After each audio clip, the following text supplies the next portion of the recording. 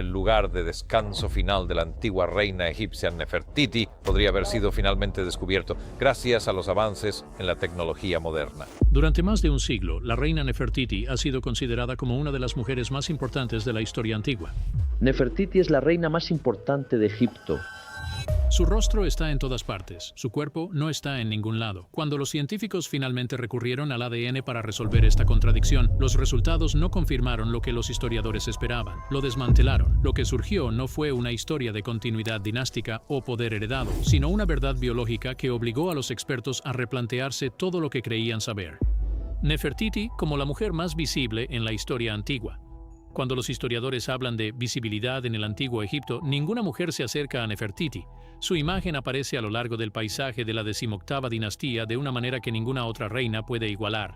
Está tallada en las paredes de los templos, relieves de palacios, marcadores de límites y escenas rituales que moldearon cómo el Estado se presentaba al público. No eran decoraciones privadas destinadas solo al interior de los palacios, eran declaraciones oficiales colocadas en espacios destinados a ser vistos por sacerdotes, funcionarios y la población en general. Su rostro no fue reducido en tamaño ni relegado detrás del rey.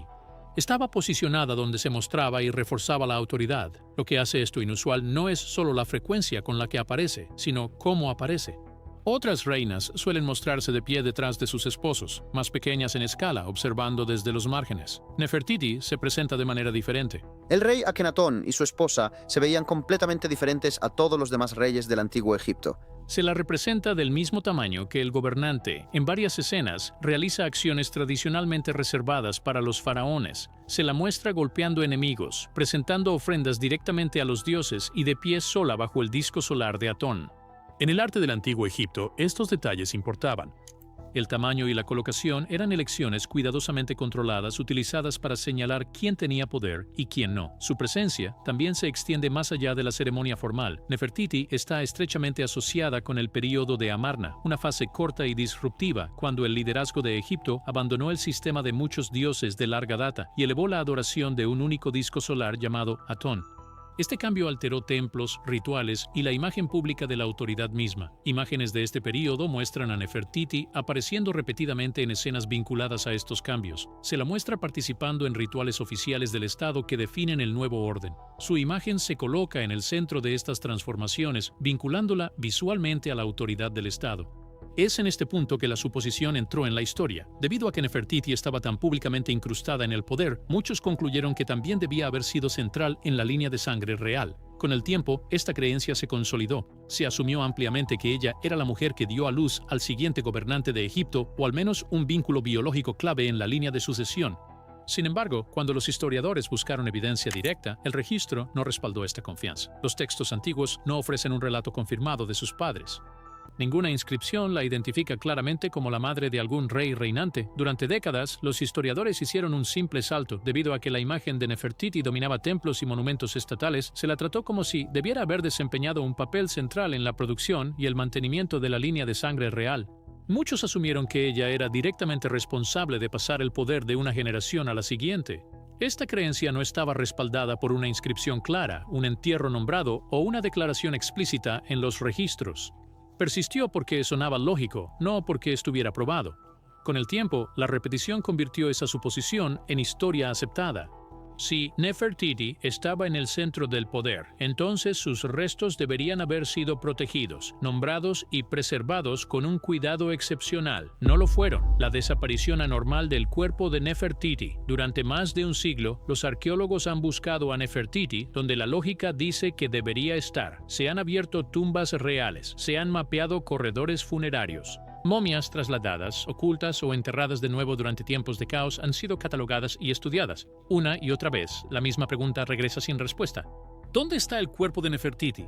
Esta no ha sido una búsqueda casual o incompleta. Las zonas de entierro reales de Egipto han sido examinadas en detalle desde finales del siglo XIX.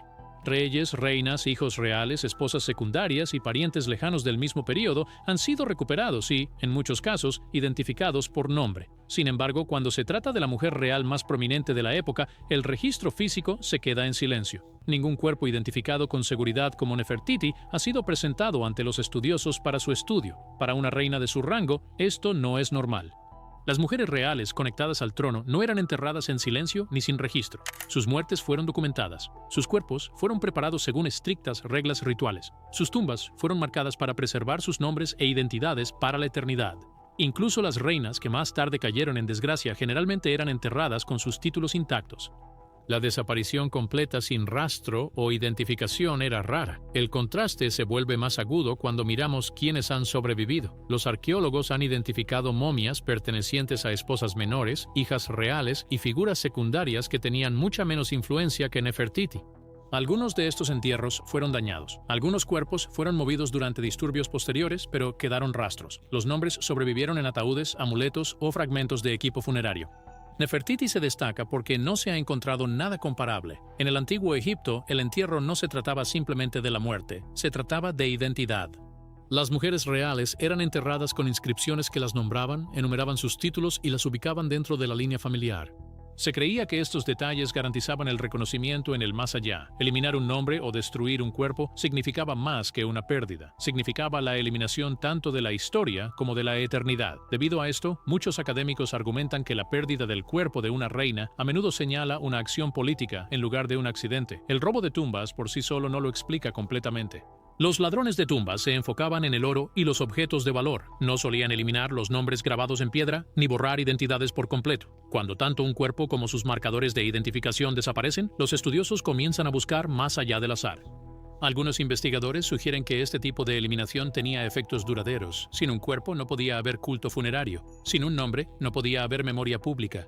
Esto facilitó a los gobernantes posteriores remodelar la sucesión, silenciar figuras inconvenientes y controlar cómo se recordaba el pasado. De esta manera, la desaparición se convirtió en una herramienta con consecuencias, no solo un misterio.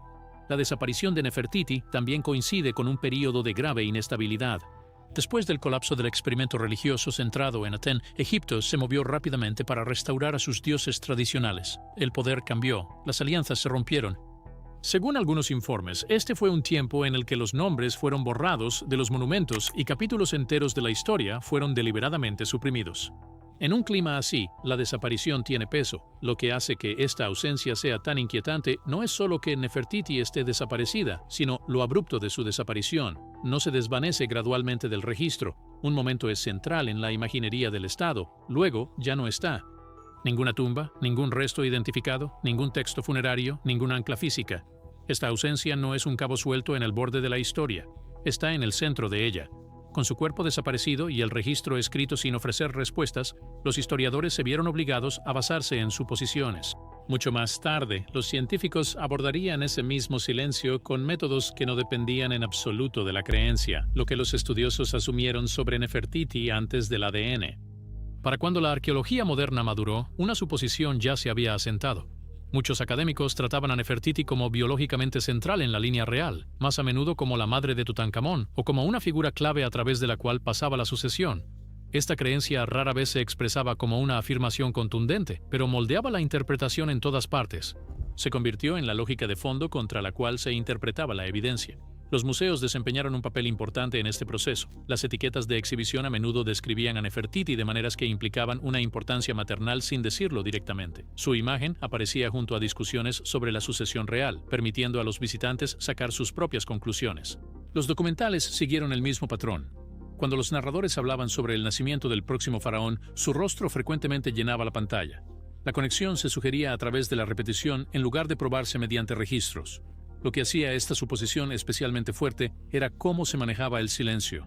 En lugar de tratar la información faltante como un problema a resolver, muchos investigadores la trataron como algo neutral o incluso significativo. Según algunas interpretaciones, la falta de declaraciones directas se explicaba como resultado de registros perdidos o convenciones ceremoniales. La cuestión de la prueba fue discretamente dejada de lado. Es importante entender que esto no fue negligencia. Los académicos trabajaban con las herramientas disponibles para ellos. Se basaban en textos, imágenes y patrones de representación. Todos estos requieren interpretación. Ninguno de ellos puede confirmar relaciones biológicas por sí solo. Esa limitación definió la era. Las ideas sobre el papel de Nefertiti seguían siendo plausibles, persuasivas e inexploradas. El sistema funcionaba solo mientras no existiera una herramienta que lo desafiara directamente. Una vez que eso cambió, todo el marco quedó expuesto. Cuando el ADN se centró en Nefertiti, a principios del siglo XXI, las autoridades egipcias aprobaron una serie de proyectos de ADN centrados en las momias reales de la dinastía 18. Estos no eran estudios simbólicos, estaban diseñados para responder preguntas directas sobre las relaciones familiares que la historia había dejado sin resolver. Los científicos comenzaron con momias cuyas identidades ya eran razonablemente seguras. Una de ellas era Tutankamón, el joven rey cuya tumba había sido encontrada casi intacta. Otro era Akenatón, el gobernante asociado con la agitación religiosa del período de Amarna. Otros incluían a reyes y reinas mayores cuyas sepulturas habían sobrevivido en escondites ocultos. Al extraer material genético del tejido óseo y comparar marcadores heredados, los investigadores pudieron identificar a padres, hermanos e hijos con un nivel de confianza que los registros escritos nunca podrían proporcionar. A medida que llegaban los resultados, comenzó a formarse una estructura familiar clara. Se confirmó que Tutankamón era el hijo biológico de Akenatón. Akenatón mismo estaba vinculado a la generación real anterior. Otras momias, antes etiquetadas como figuras desconocidas o debatidas, fueron colocadas en la misma red genética. Lo que antes era conjetura se convirtió en un mapa biológico. Lo que hizo diferente a este proceso de estudios anteriores fue lo que no utilizó. Los títulos fueron ignorados, las inscripciones eran irrelevantes. El estatus no importaba, el ADN seguía patrones de herencia que no podían ser moldeados por la política o la creencia. Una madre o transmitía sus marcadores genéticos o no lo hacía. No había lugar para la interpretación. Dentro de este proceso, las expectativas eran claras. Si Nefertiti hubiera sido biológicamente central en la línea real, debería haber aparecido naturalmente dentro de los datos. El ADN materno no requiere que el cuerpo de la madre esté presente, porque sobrevive a través de sus hijos y descendientes. Su firma genética debería haber aparecido como madre, abuela, o al menos como un ancestro directo. El sistema fue diseñado para revelar exactamente ese tipo de conexión. Pero a medida que se acumulaban los resultados, algo inquietante se hizo evidente. Nefertiti no aparecía en ninguna parte de la estructura genética. Ningún vínculo materno apuntaba a ella. Ninguna línea ancestral se remontaba a ella. Según los datos disponibles, ella estaba ausente de todas las vías biológicas que llevaban al trono. Al principio, algunos observadores esperaban que esto cambiara con más pruebas. Según algunas interpretaciones, parecía razonable suponer que una muestra faltante o una momia no identificada aún podría resolver el problema. Esa expectativa, sin embargo, dependía de la idea de que el panorama genético estaba incompleto. Lo que hacía difícil ignorar este momento no era solo que Nefertiti no apareciera, sino que otros sí lo hicieron. El ADN no produjo un gráfico vacío, produjo uno lleno. Se encontraron padres, se emparejaron hermanos, se reconstruyeron ramas enteras de la familia. Dentro de esa creciente claridad, su ausencia destacaba notablemente. En esta etapa, la explicación de que simplemente faltaba en el registro se volvió más difícil de defender. Una mujer que se suponía central para la sucesión no debería desaparecer de una estructura genética que identificaba consistentemente relaciones familiares cercanas. El silencio ya no era simbólico, era biológico. En lugar de confirmar lo que las generaciones habían asumido, los datos comenzaron a señalar a otro lugar completamente diferente. En lugar de Nefertiti, otra mujer comenzaba a surgir de la evidencia. El ADN de la mujer identificado en lugar de Nefertiti. A medida que el mapa genético de la familia real tomaba forma, una momia comenzó a destacar. No era conocida por un nombre famoso.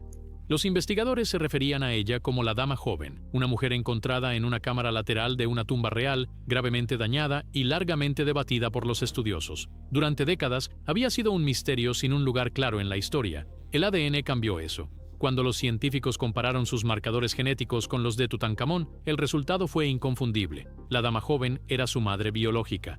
Esto no fue una coincidencia débil o parcial. Según los informes de los equipos de investigación, el patrón de herencia era claro y repetible. La conclusión no se basó en títulos, bienes funerarios o suposiciones. Provenía directamente del ADN compartido. El shock se profundizó a medida que continuaba el análisis. La joven dama no fue identificada como una princesa extranjera traída a la familia real para una alianza. No era una reina secundaria elevada a través del matrimonio. Las pruebas genéticas mostraron que era una pariente de sangre cercana dentro de la casa gobernante. Cuando su ADN se comparó con el de Akenatón, el resultado fue aún más perturbador. Era su hermana completa. Esto significaba que Tutankamón nació de una unión entre hermano y hermana. Era incesto del grado más cercano. Según algunos estudiosos, esto confirmó preocupaciones de larga data sobre cómo se mantenían las líneas de sangre reales durante este periodo. La idea de que la familia gobernante mantenía el poder puro al conservarlo dentro de sí misma ya no era teórica, estaba escrito en el ADN. Este descubrimiento trastocó décadas de expectativas. Nefertiti, durante mucho tiempo asumida como el centro biológico de la dinastía, fue repentinamente desplazada. El papel materno más importante en la línea real no pertenecía a la mujer más visible de Egipto, pertenecía a alguien casi completamente borrado de la memoria. Lo que hace esto aún más inquietante es lo que la joven dama no dejó atrás. No hay grandes estatuas con su rostro. No hay relieves monumentales que celebren su papel, no hay títulos públicos que proclamen su importancia. Su nombre, si alguna vez fue registrado, no ha sobrevivido, no dominó muros ni rituales. Ella no moldeó la ideología, sin embargo, biológicamente, importaba más que nadie. El contraste es marcado. Nefertiti llenó templos e imágenes estatales. Ella definió cómo se veía el poder. La joven definió cómo se transmitía el poder. Una gobernó la historia pública, la otra llevó la línea de sangre adelante. Hasta que el ADN habló, la historia favoreció a la mujer que fue vista. Según algunas interpretaciones, esto puede explicar por qué la joven fue tratada de la manera en que fue en la muerte.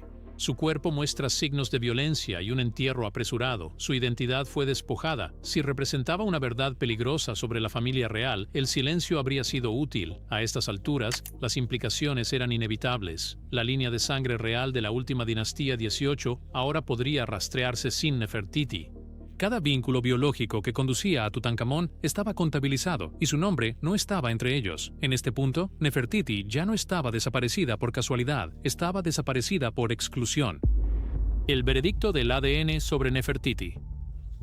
Una vez que el árbol genealógico real fue contabilizado genéticamente, no quedaban roles biológicos para que Nefertiti ocupara. No podía ser la madre del rey. Ese rol ya estaba ocupado. No podía ser la abuela porque la línea materna había sido rastreada a través de otra mujer.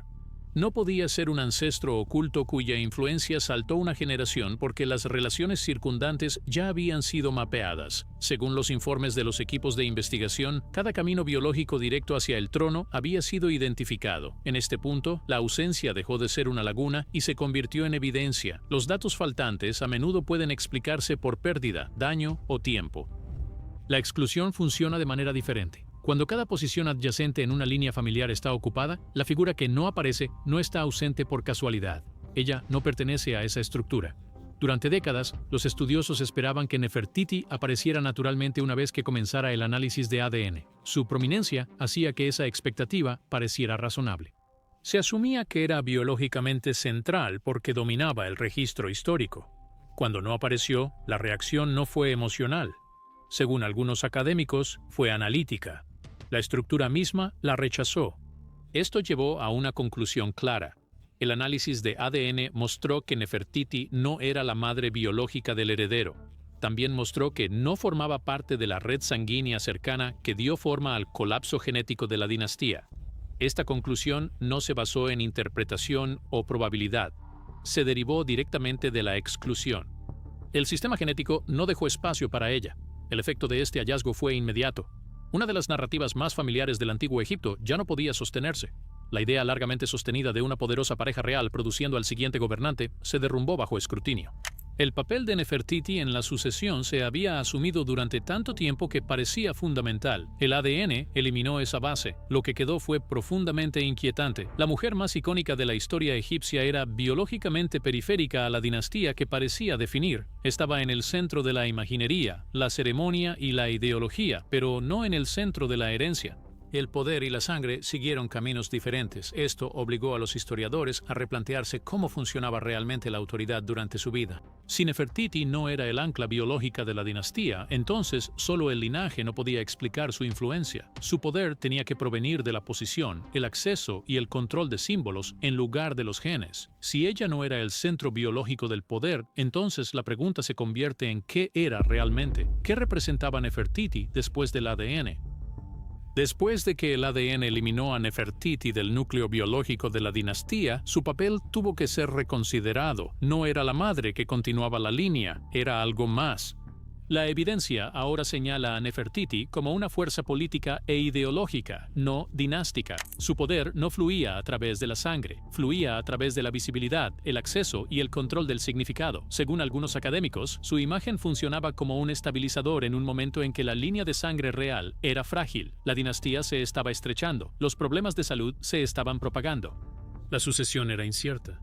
En ese contexto, una figura pública poderosa podía proyectar fuerza donde la biología no podía. La presencia de Nefertiti llenó ese vacío. Ella estaba donde se necesitaba tranquilidad. Esto ayuda a explicar por qué fue elevada tan agresivamente en el arte y el ritual. Aparece repetidamente porque la repetición crea certeza. Realiza actos reales porque la autoridad necesitaba refuerzo. Su imagen no reflejaba la realidad biológica, la corregía. La visibilidad se convirtió en un sustituto de la debilidad dentro de la línea familiar.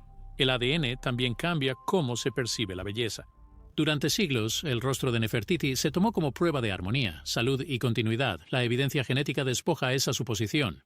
La belleza ya no señala éxito biológico, señala diseño político. Lo que parece natural se revela como construido. Esto obliga a un cambio más amplio en cómo se entiende el poder en el antiguo Egipto. La autoridad no solo se heredaba, se gestionaba.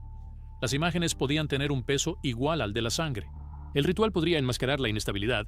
El papel de Nefertiti muestra cuán cuidadosamente se escenificaba el poder cuando la sucesión estaba en riesgo. Su cuerpo desaparecido ahora importa más, no menos. Señala cuán estrictamente se controlaba su imagen y cuán selectivamente se preservaba su historia. Según algunas interpretaciones, borrar el cuerpo mientras se preservaba la imagen permitía al sistema conservar lo que necesitaba y descartar lo que no. El ADN no disminuyó a Nefertiti. Expuso la estructura que dependía de ella. Ella no era la fuente de la línea de sangre, era la solución a su fracaso. Si disfrutaste viendo este video, dale al botón de me gusta y suscríbete a este canal.